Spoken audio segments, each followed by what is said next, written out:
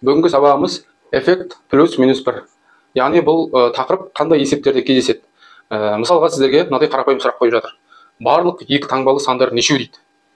Екі таңбалы сандар деп отырғанымыз ол нешеден басталады? 10-нан басталады, 10, 11 деп осылай нешеге дейін жалғасады, соңғы 99-ы бітеді. Келісесіздер ғой.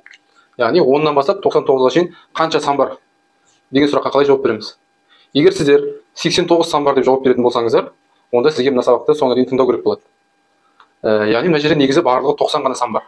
Оны қалай дәлелдесек болады? Мысалға, мына 10-ның алдында жазылмаған сандар бармыз ғой, бізде бір таңбалы сандар бар ғой. Соларды жазып қояйыншы, мысалы 1, 2, 3 деген сияқты осылай кете береді 9-ға шейін. Яғни 1-ден бастап 99-ға шейін неше сан жазылды деген сұраққа не деп жауап береміз? Барлығы 99 сан жазылды. Келісесіңдер ғой? Яғни 1-ден 1, 2, 3 деп бүкіл сандарды жазып бердім, 99-мен аяқтадым. 99 сан жаздым, дұрыс па? Енді менде мына алғашқы 9 санды сызып тастайын. Мына 9 санды алып тастайтын болсам, менде 99-ны 9 алсам 90 сан қалады. Яғни мына жерде барлығы 10-нан бастап 99-ға шейін 90 сан бар екен. Егер мен мысалы бүгін бір кітапты 50-ші беттен бастап оқыдым, яғни 50-ші бетті оқыдым, 51-ші бетті оқыдым, сөйтіп оқып келдім да, соңғы 100-ші бетпен 100-ші бетті оқып тоқтадым. Енді сұрақ, мен бүгін неше бет кітап оқыдым? Егер сіздер тағы 50 бет деп жауап берсеңіздер, тағы да сол эффект плюс минус 1-ге түсіп қалып тұрсыздар. Яғни мысалға, дәл жаңағыдай дәлелдейтін болсақ, мына 50-дің алдында қанша сан бар бізде? Яғни толтырып жіберейік, 1, 2 деп осылай жазатын болсақ, бүйтіп жазатын болсақ, 49-ға шейін жазып шығамыз, дұрыс па? Енді 1-ден бастап бүйтіп жазып келатым, 100-бен тоқтайтын болсам, барлығы 100 сан, келісесіздер ғой? Сода мен алғашқы мына 49 санды алып тастауым керек. Яғни мен бүгін 50-ден бастап оқыдым ғой өйткені. 100-ден 49 алсақ, сонда 51 бет оқыған екенмін. Бүгін мен 51 бет оқыған екенмін сонда. Яғни мына тақырыпты байқап отырсыздар ғой. Сұрақ оңай, бірақ жауап беру көрініңіз. Кейбір адамдарға мына бір санды кем айтып қоямыз, кейде артық айтып қоямыз. Міне сондықтан да кейбір есептерге мұқият ойланған дұрыс екен.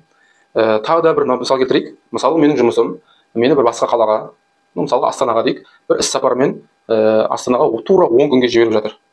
Яғни сен ояқтағы Астанадағы іс сапарының бірінші күні 4-ші қарашадан басталады дейді. Мысалы 4-ші қараша мен уже Астанада болуым керек сияқты, бірінші жұмыс күнін сияқты өткізуім керек 4-ші қарашада. Тура 10 күн сияқты боласың, 10-ші күнде билет ал дейді осаған. Енді мен сұрақ, қайтарға билетті қай күні аламын? Тура 10 күн ғана сияқты болуым керек, 11-ші күн ояқта болмауым керек уже мен. Яғни сондай болу үшін мен билетті қай күнге аламын?